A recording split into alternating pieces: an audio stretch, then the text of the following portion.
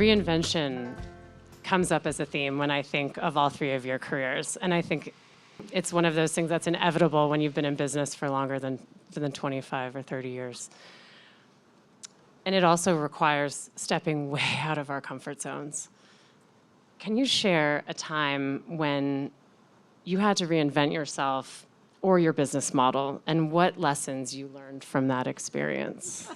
And Gregg, looks like you could start. You're going first. Oh my God, are you kidding me? We might be here all night. In case you guys didn't see it in the press. This is sort of funny. So I came in here crying my eyes out. Some of you probably saw me in the parking lot sobbing because I'm kind of having one of those days because I just bought my company, Beauty Counter, back out of foreclosure, having sold it for $1 billion to the Carlyle Group 3 years ago. So yeah. And maybe through a series of bad decisions, I am now forced to reinvent my company from scratch. So in 2 weeks. It's a little scary. In 2 weeks, yes. So I think that, Anya said to me, we've been friends for a very, very long time. And, she said to me, you've got this. And, you asked, when did you feel you had it? I think that you reinvent oftentimes. Well, I think entrepreneurs often are visionaries, and I don't mean that in like an arrogant way. They imagine the possibility of something that others might not yet be able to see. And they're stupid enough more times than not to actually think that they can do it. And they just kind of go do it. And, Anya was giving me a pep talk because I literally was having a moment. And Megan, with whom I worked for many years, happened to see me and she's like, "Are you crying?" I'm like, "Maybe." No. Sorry, I'm transparent. It's honest. But I think that sometimes you're scared to death, but you have to walk through the door. And when you do that, things happen and you begin to evolve and things change and you realize that there is a brighter future, and sometimes it's not exactly as you're anticipating it, but sometimes those challenging moments when you're forced to reinvent are the moments that give you the knowledge and the vision that things can be different and better. And I guess I am admittedly really in one of those very scary moments in my life. So I hope you guys all want to buy some vitamin C serum in a couple of weeks when I relaunch my site. But it is part of the process. It's just part of the process. And it happens in relationships and in life, but certainly in business. You've got this. I have no doubt at all. We're going to be laughing about this. This is your support squad right here. Thank you. Gregg, on that note, when fear bubbles up for you in this moment because it's so raw, what is one thing that you do to manage it? Good cry. Yeah, I mean, I do. I feel that, actually, I'll take my glasses off because I have been crying. I think that, I think at the end of the day, being really honest and transparent and vulnerable, allowing it out. I think that especially as women, they're mostly women here, I feel like we're often taught that you have to show strength all the time. And a lot of people that know me think I'm super strong and direct, and I am. But I'm also really vulnerable and sensitive. And I think for me, when I feel scared, I just have to take a deep breath. I've got a lot of songs that I listen to. Everyone that knows me well knows I'm an Eminem addict. If you had one shot, one opportunity, that's my song. But you gotta just sort of try to take a deep breath, and I try to walk through that door, and I lean shamelessly on women around me and men who believe in me, and those that are gonna amplify me and let me catch me when I fall, which I do often. But I think it's just knowing you're scared, taking a deep breath, resetting, and sort of somehow pumping yourself up because you do know that you can do this. You can always do it. You said this. We can all do hard things all the time. We do. All of you do hard things every single day of your lives. And so it's just knowing something's going to be hard and still taking that step through the door that you're scared of. Yes. Your life is certainly proof that you can do hard things, all three of you. Yeah. Reinvention for you, Laura.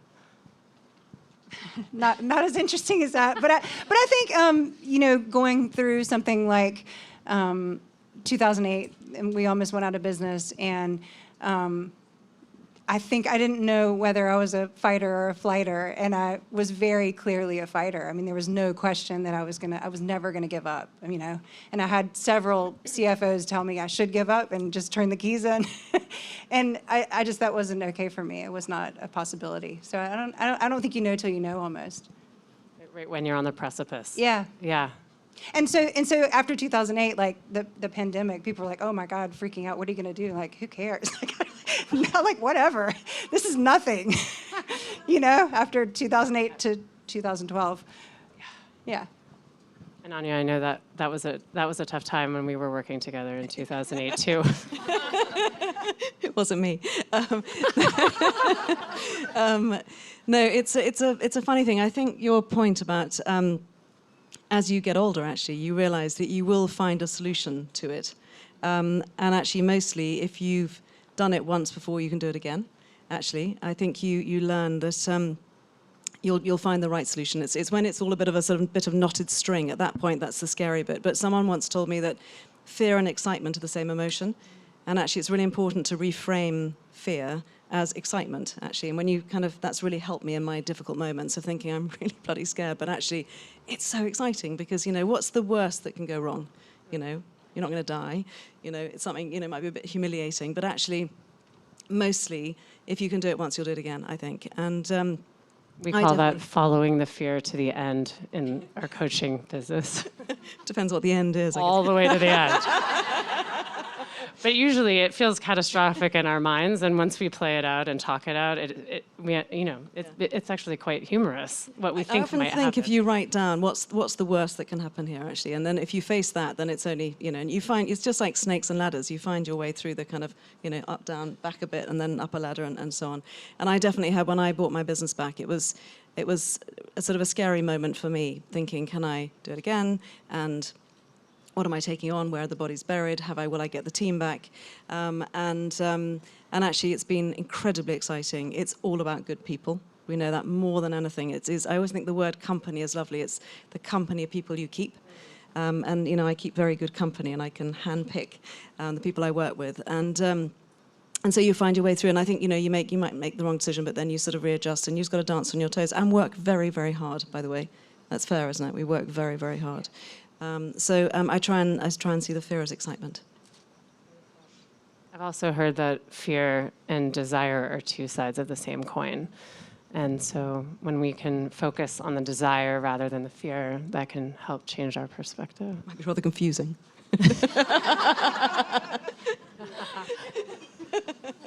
You American girls, honestly. California. I'm going to pretend not to be offended. Anya, how has your definition of success changed over the years? Well, I think success is, are you really happy? And it's funny, often things that you think make you happy are not the things that make you happy. And for me, it's sitting around my kitchen table with a pretty funny old sort of roast chicken and, people I love and not looking particularly tidy and, having good chats. That's, for me, richer than anything in the whole world. And so I think, you learn actually what really makes you happy as opposed to what you think makes you happy. And that's a golden moment, I think. Gregg, what about for you? I think that because we're on a business podcast, I think that, no, I'm joking. I think that I, for sure, define success. I think the scorecard for me, certainly in the business world, was monetary success, because the scorecard has always been about money, right? How big was the company? How much money did they make, right? We all know this.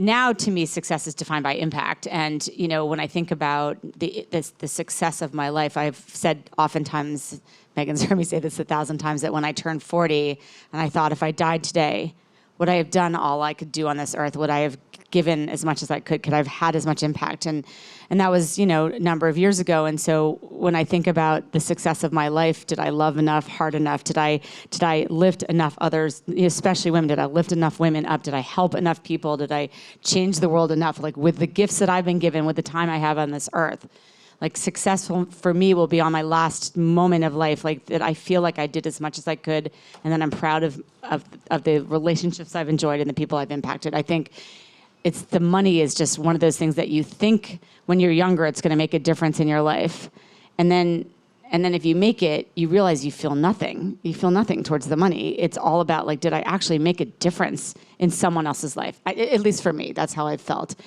and which is why we all work so hard, because I promise you that the 4 women sitting up here right now, and many of you in this room, so to speak, are not in it for the money. We may need to earn money. We have to earn money to pay our bills, but it's not what drives us as people, and it's not what makes us happy.